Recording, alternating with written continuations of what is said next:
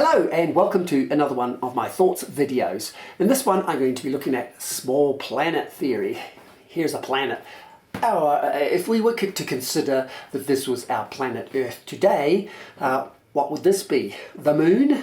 No, the moon would be slightly smaller, I think. And this is approximately, roughly, about the same size as our Earth that it used to be before it expanded to this.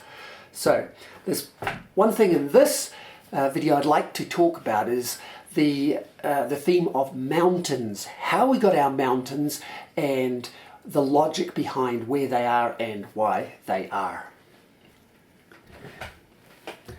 Now, the crust of our planet is fairly much like an eggshell. It's quite thin compared to the rest of the planet, and it's quite fragile. It will break quite readily.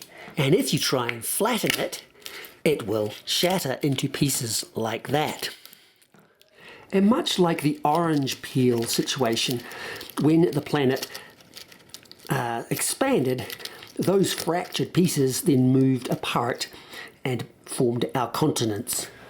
But this doesn't necessarily explain how or why the mountains are as they are. Let's go back to some basic geology from high school as a starting point.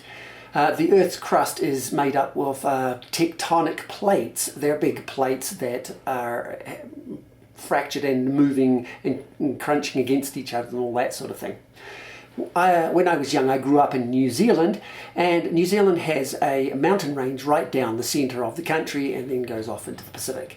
And that, they explained, was because there was the tectonic plate of Australia, Indo-Australian one, is coming along, and is rising above the Pacific plate, and that where they hit, the mountains are thrust up. That's what we were always led to believe, that mountains were formed by tectonic plate movement.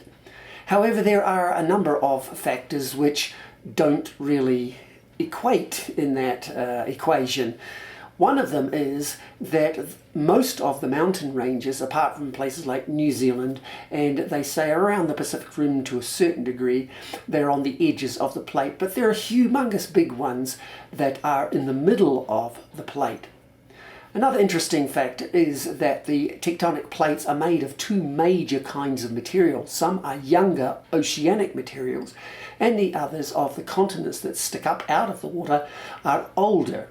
So it indicates that the continents themselves were actually older, and as I've explained in other videos in the orange peel experiment, for example, the older crust is the original crust, and what is new oceanic crust is the expanded material that came up between the fractures of those continental pieces of crust.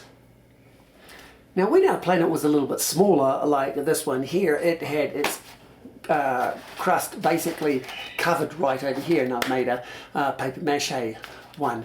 Now, when it starts to expand, the same thing happens as the eggshell.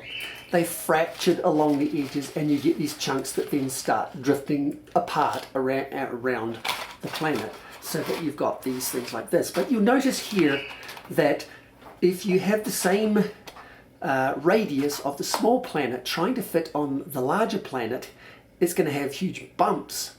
So the same thing that happens as with the eggshell, you try and flatten it and it will fracture. Let's see what happens if you put the crust of the smaller planet on the table. See what happens. Now, if you've done any pattern making in your life, you'll know that if you take an object like this, you've got to basically cut some gussets to help it spread a little bit better. And that's basically what happened when the crust fractured. It split to allow some of that accommodation, like that. But you get to a point where you're not going to make any more gussets, and you're just going to flatten it. Then what happens if you then flatten it? You will find that if you try and flatten it right down, the gussets will open up, and the extra material will start to make wrinkles and creases and bumps. And they will go where there is logically an excess of material. And if it's too much in your pattern making, you can also split that off, or if it was fragile, it would split off, and there it will now sit a bit better. Then imagine after that has fractured along that excessive bend or crinkle in the paper, and imagine if I start to move them apart and I had other material below it, newer material. There is what we have in many of the cases. Think of New Zealand, the Southern Alps, South America, the main, the Andes, and up into the United States. And over here, think of this as, for example, the Himalayas, right in the middle of a continent. It did not break and fracture, but you now have this humongous big crinkle in your continent. So now we have on our new expanded planet, we have the new material here filling up with water and becoming the seas. We have our original crust with the gussets all split in, and some of the ones that had split right down a big stress point. We get some mountains on the edge of the continent, and on the others we have big wrinkles thrust up in the middle of the continents.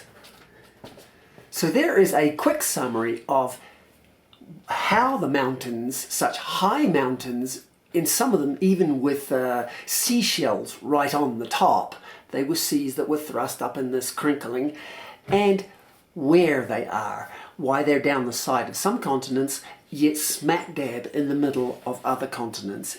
And if you notice, the ones in the middle of the continents are generally pretty high. So, small planet theory and how mountains got there.